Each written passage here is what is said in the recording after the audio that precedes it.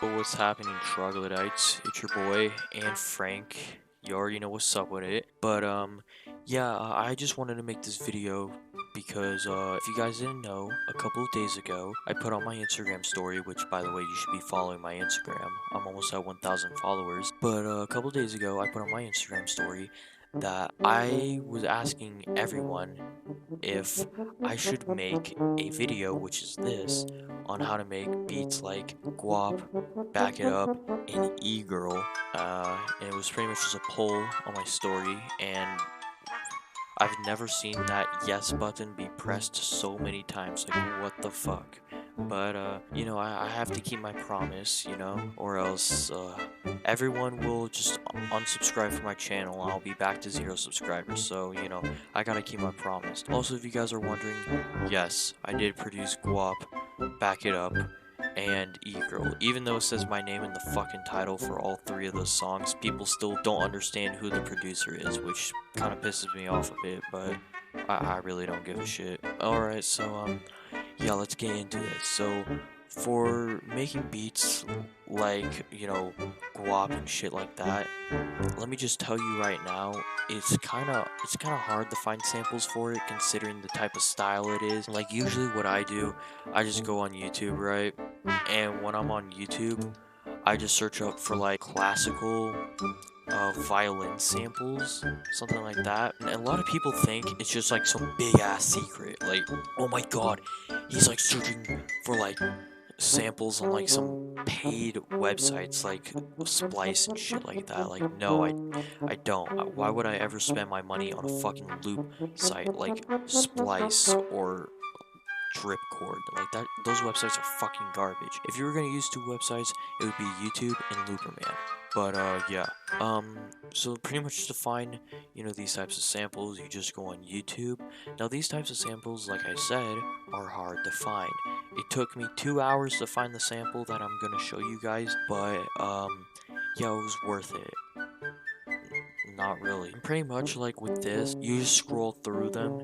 Now usually what I do, I select the first 1 or 2 playlists, or I'll just select all the playlists and spend like a good 3 hours wasting my time because I can't find anything good.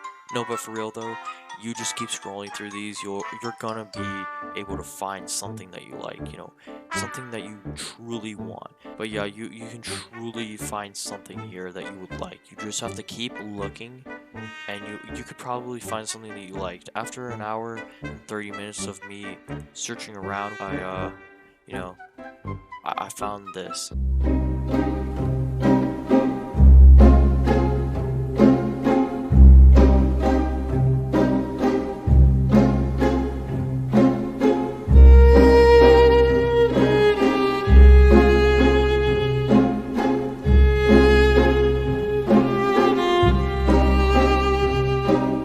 So yeah, I found that sample. Keep in mind it took me an hour and 30 minutes to find that fucking thing. So yeah.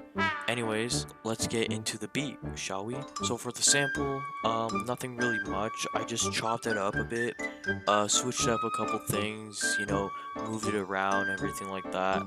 And you just gotta mess around with the sample until you like something. I had to go way further into the sample to find certain parts that I wanted to swap out with other parts of the sample. You'll know what I mean when I play this.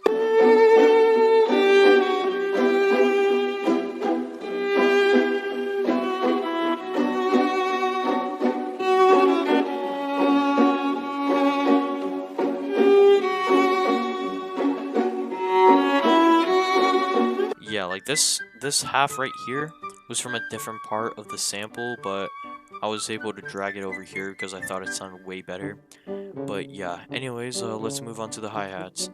As you can tell, they're generic, just like me and my channel, but pretty much with hi-hats, usually on these beats, they're kind of like trap beats. So, well, they're obviously trap beats, I'm an idiot. Usually with these hi-hats, I don't really put much into it. I don't want to, like, overcomplicate my hi-hats and be like, oh yeah, I need to put one here, here, here, here, here, all the, like, yeah, like that. No, that's not what you want to do. Like, usually with these types of beats, you just go as generic as possible on the hi-hats, but not too generic where it's just fucking 2-step patterns playing throughout the entire time. So this is what it sounds like.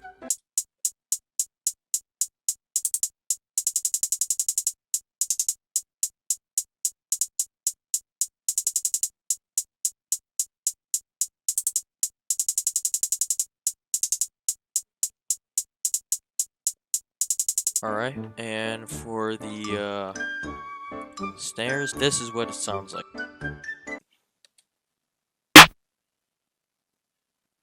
Now for the snares, you may be wondering, oh Supreme, why the fuck is the velocity all the way up? What the fuck is wrong with you? Now, let me just tell you right now, if you've ever uploaded a beat through YouTube, which you probably have, let me just tell you right now, YouTube for some reason compresses the audio file and takes a big dip out of the volume, so I just like turn this up right all the way up from the knob, and I turn up the velocity all the way up here. But yeah, that's pretty much what I do for the snares. Now for the crash, this is what I do. I just play it at this certain part right here. I kind of got like a Tre Fuego like type of pattern. I don't know what I was looking for, but it certainly looks like that. But yeah, there's nothing really much there, just like a basic pattern right there. Now the kicks.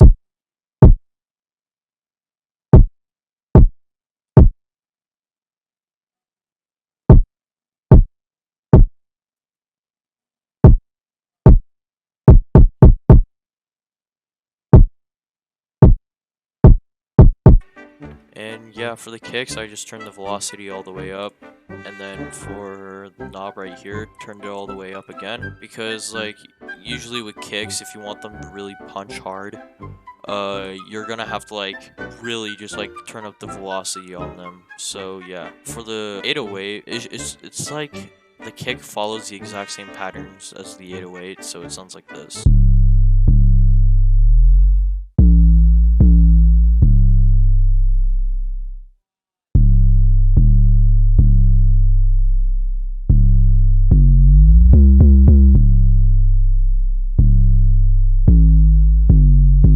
Yeah, also if you're wondering how I did that like type of slide effect, this, or you know this, that's because how I do this is, let's say you want to take a pattern right here, I'm going to use this right here as an example. You just double click this, you click on this right here, and that activates the slide thing, and what it does, it just makes it go higher. Like, let's say you brought it all the way down here, it would go all the way down, it would like dip down. But if you brought it like up here, or you can do it up here, down here, like this usually works with longer 808s. Like the 808 I'm using is the Bud Dwyer 808. Like you guys know Bud Dwyer, right? You know that the politician who shot himself on live TV during a press conference. You guys know him, right? Right? So anyways, let's go to the mixing and mastering, because that's the second portion of the beat. So if you can see right here, pretty much before I start even mixing and mastering the drums, I start off with the master right here. And I don't really mix and master per se. A lot of people think that I use like all these like very fancy, you know, VSTs. But yeah, a lot of people always think that like, oh my god, Supreme, what type of VSTs do you use? What plugins do you use? I need to know. I really don't use them much. If anything, it's like almost bare minimum, if maybe less. Because if you look at my thing, it's just nothing really. You don't really see anything. But this master, like, here's the thing about the master, right? Like, as you can see here, there's the limiter. And as you all know, the limiter is our enemy. It's the worst thing that could ever just happen to a beat. It can make it sound like complete dog shit. Which reminds me, this is the full beat right here. Well, I'm not gonna play the full thing, but this is just the whole thing.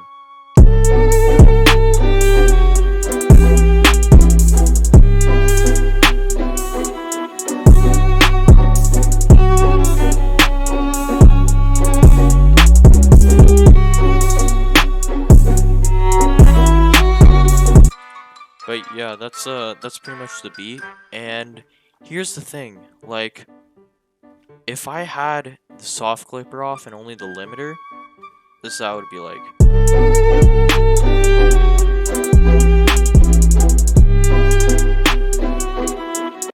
As you can see, the quality is shit.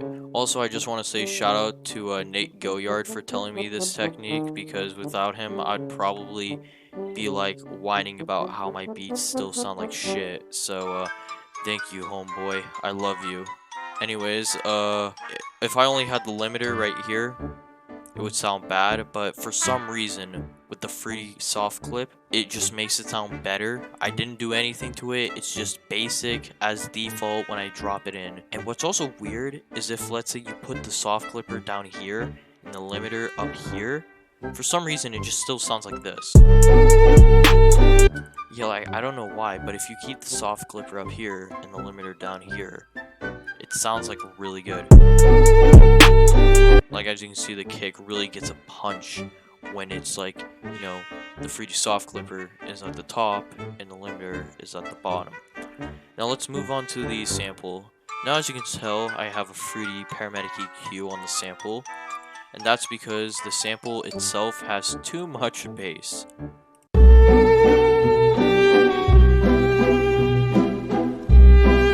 As you can see, that shit is literally redlining right there. So, usually what I do with almost all my samples, I just, I take this, like, I press this right here when I'm on the paramedic EQ, I click this 2 times, and I drag this somewhere from right here to the low mids, because that's where it gets rid of most of the bass from the sample, and it gives you a lot more room to put 808s and stuff like that, that have bass. So, before, after.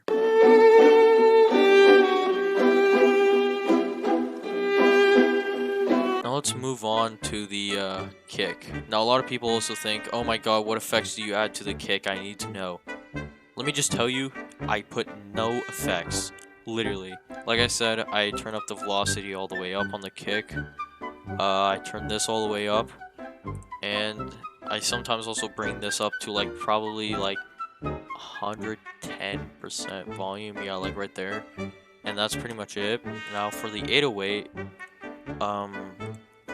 this is like, I think, the only thing that you really want to add effects to make it louder. It also depends on what 808 you're using. If you're using the shittiest 808 in the world, you could have the best plugins on it, you could have the best shit on it, like, it will still sound like shit.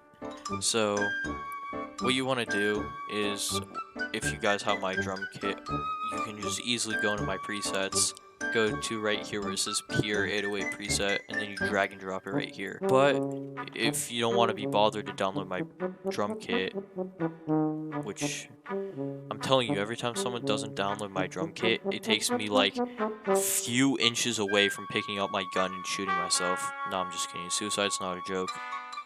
Unless you're Bud Dwight.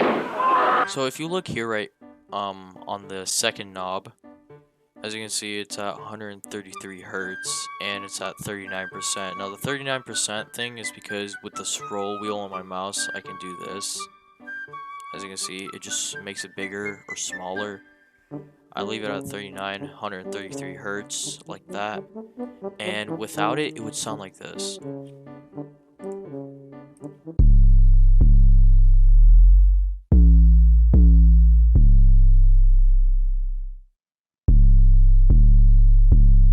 But with it, it would sound like this.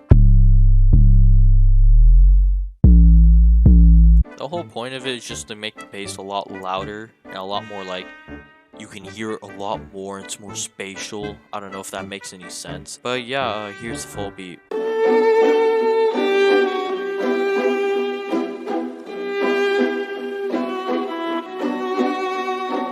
Supreme, you're a bitch.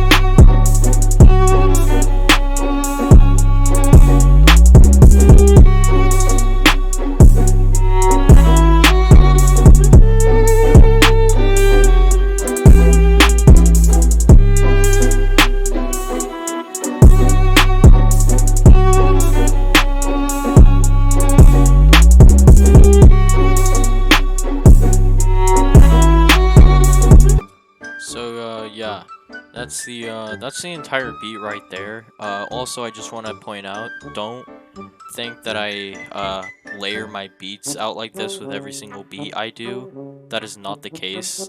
Trust me when I say that. It may sound like I'm being sarcastic, but let me tell you right now, I actually don't layer my beats like this most of the time. In fact, I feel like I did a shitty job layering this out, but it's whatever. I'll just like upload this on YouTube probably in the next couple days or so. I don't know. But yeah, guys, that's the end of the video. I hope you learned something from this. And yeah, now you can try sending beats to Bubblegum and Letoa. Let's see what they think of it. So yeah, guys. Thank you for watching this video. And I'll see you guys. Wait, is it? What the fuck? Hold on, I think the kids in my basement are moving again. I'll see you guys later.